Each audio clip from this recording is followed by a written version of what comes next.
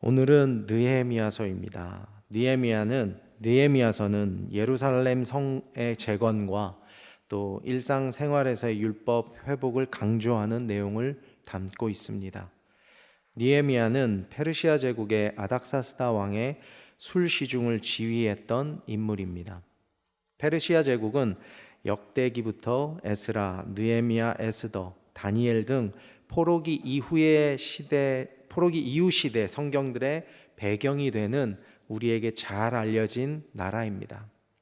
오늘 본문의 느헤미야에 관한 간단한 소개를 하고 있는데요. 술 맡은 관원이라고 표현을 하고 있습니다.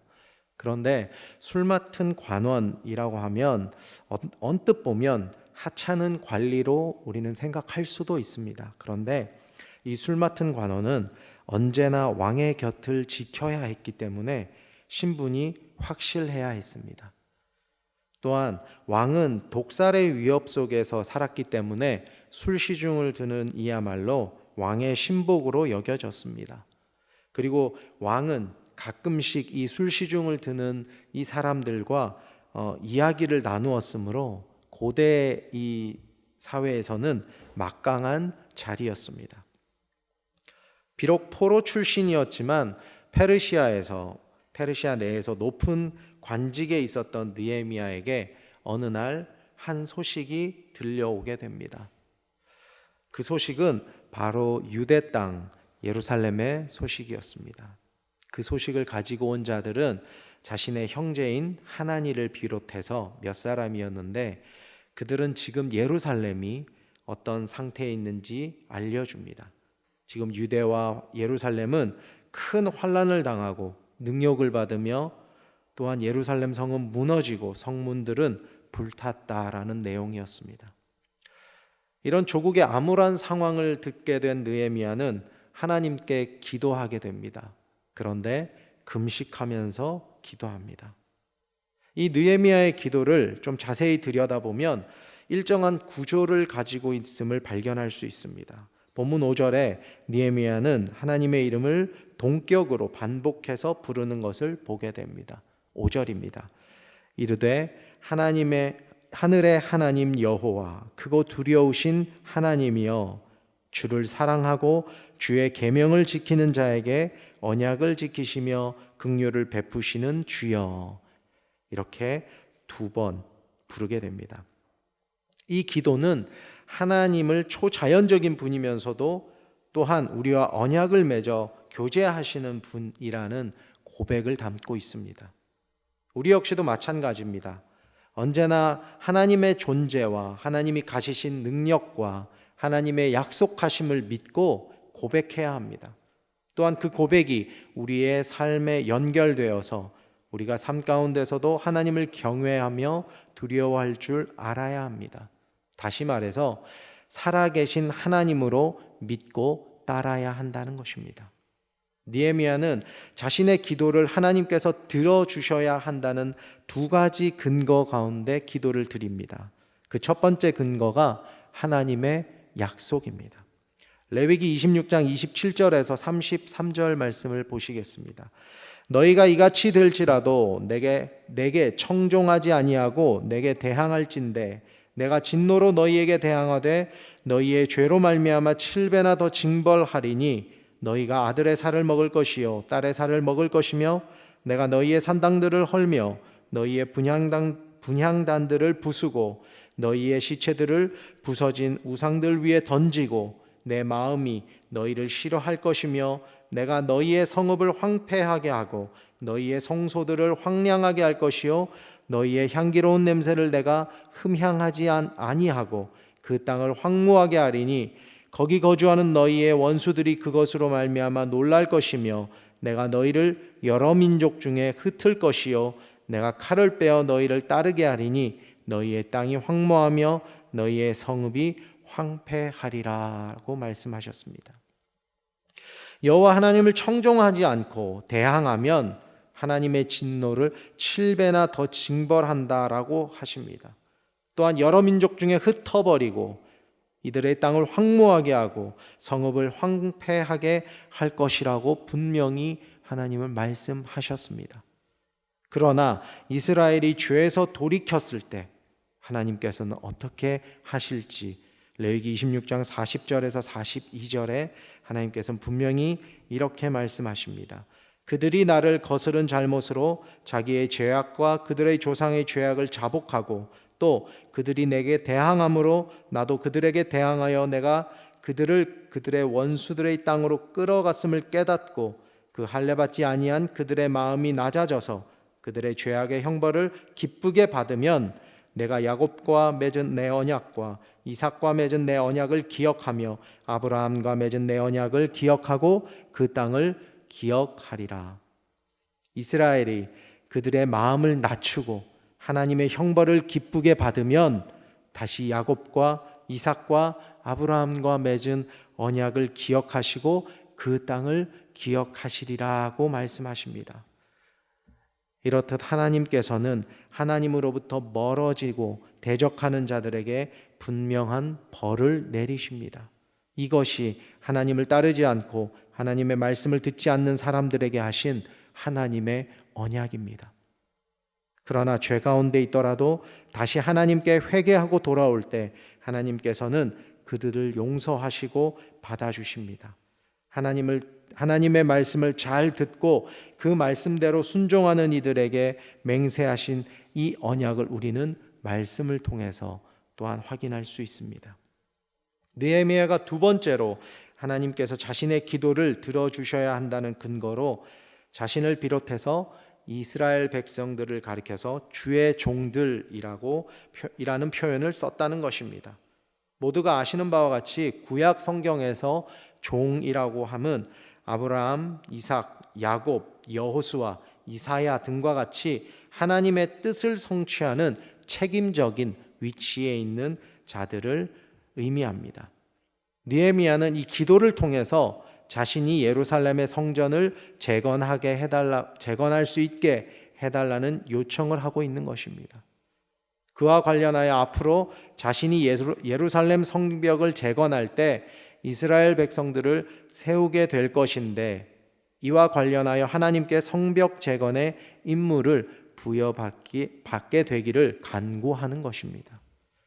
우리가 기도하는 가운데 잊지 말아야 할 사실은 우리가 주님의 사명을 감당해야 할 사명자들이라는 것입니다.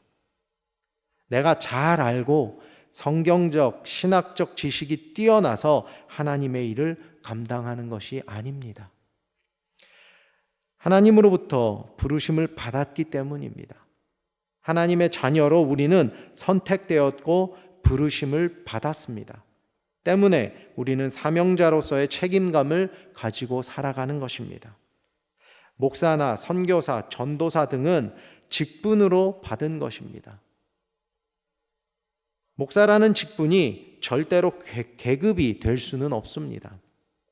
교회 안에서 영적 질서가 존재하기 때문에 그렇기 때문에 그 질서에 의해서 존중받아야 함은 맞지만 계급으로 집사보다 장로보다 높은 위치에 있는 것은 아닙니다. 우리는 다 같은 하나님의 자녀들입니다. 그리고 각자가 맡은 직분대로 받은 사명을 잘 감당하면 되는 것입니다. 느헤미야는 기도의 결론으로 이렇게 간구합니다. 11절입니다. 주여 구하오니 귀를 기울이사 종의 기도와 주의 이름을 경외하기를 기뻐하는 종들의 기도를 들으시고 오늘 종이 형통하여 이 사람 앞에서 은혜를 입게 하옵소서 하였나니 그때에 내가 왕의 술관원이 되었느니라. 느헤미야의 기도는 자신은 술관원으로 세상의 부귀와 영화를 누릴 수 있는 위치에 있으나 자기 백성과 함께 고난을 받으며 환난을 당하는 남아있는 자들을 돕고 성벽을 재건하는 일에 헌신할 수 있게 해달라는 뜻을 가지고 있습니다. 방금 언급한 것과 같이 느헤미야는 굳이 유대로 내려가서 예루살렘의 무너진 성벽을 재건해야 할 이유가 없었습니다. 그럼에도 그를 통하여 유대의 남은 자들과 하나님의 성전에 대한 마음을 하나님께서는 사용하신 것이라고 볼 수 있습니다. 우리는 이 느헤미야의 기도를 통해서 느헤미야가 처한 상황이 자신이 직접 해결할 수 없는 상황임을 직감하고 바로 하나님께 매달리는 모습을 보게 됩니다. 우리의 삶 역시도 마찬가지입니다. 우리가 해결할 수 있을 것 같아 보이는 수많은 일들은 사실은 우리가 해결할 수 없는 것들입니다. 그럼에도 하나님의 은혜로 인해서 우리가 해결해 나가는 것처럼 보이는 것입니다. 우리는 정말 사소한 것 하나까지도 하나님의 도우심과 그리고 인도하심을 따라야 합니다. 기도의 끈을 놓지 않고 계속해서 주님과 교제하면서 주님의 인도하심을 우리는 구해야 합니다. 느헤미야의 이 상황은 자신이 유대로 내려가고 예루살렘의 성벽을 건축할 책임을 본인이 맡고 싶다고 해서 맡을 수 있는 그런 상황이 아니었습니다.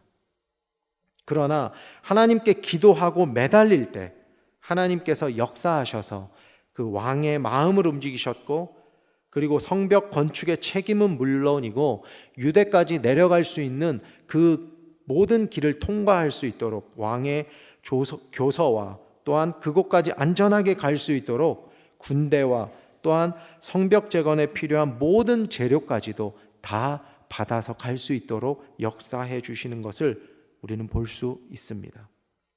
이런 일이 성경에서만 일어나는 일일까요?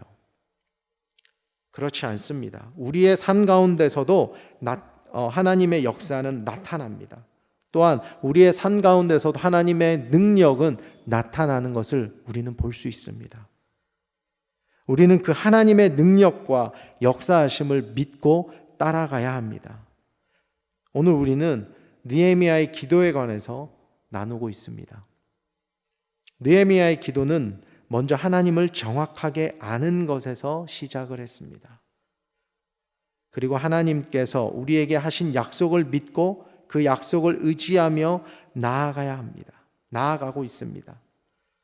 그리고 우리가 하나님 앞에 누구인지를 알고 기도합니다. 끝으로 우리가 원하는 것이 아니라 하나님의 뜻에 맞는 기도를 간구하고 있다는 것입니다. 이런 느헤미야의 기도가 바로 우리의 기도가 되어야 할 줄로 믿습니다. 주님 앞에 나아갈 때 주님의 인도하심과 역사하심과 응답하심을 믿고 나아가야 할 것입니다. 몇 주 전부터 우리는 오전에 아침 기도회를 새롭게 시작하게 되었습니다. 성경 한 장을 읽고 그리고 각자가 가지고 온 기도 제목을 가지고 자유롭게 기도하는 시간을 가지고 있습니다. 그런데 이 시간을 얼마나 주님께서 기뻐하실지, 얼마나 축복하실지, 또 얼마나 그 시간마다 하나님께서 은혜를 부어주실지, 정말 그 시간을 이렇게 바라보면서 그 은혜와 축복과 그리고 하나님이 기뻐하시는 것들이 얼마나 크신지를 간간히 저는 느끼고 있습니다. 계속해서 반복해서 말씀드립니다. 우리는 그리스도인들입니다. 우리는 하나님을 믿는 신자들이고 하나님의 자녀들입니다. 하나님과의 소통이 끊어져서는 안 될 것입니다. 기도의 끈이 끊어져서는 안 됩니다. 기도가 끊이지 않는 교회, 찬양이 끊이지 않는 교회, 우리 하늘누림교회가 그런 교회로 세워지기를 우리 주님의 이름으로 축원합니다.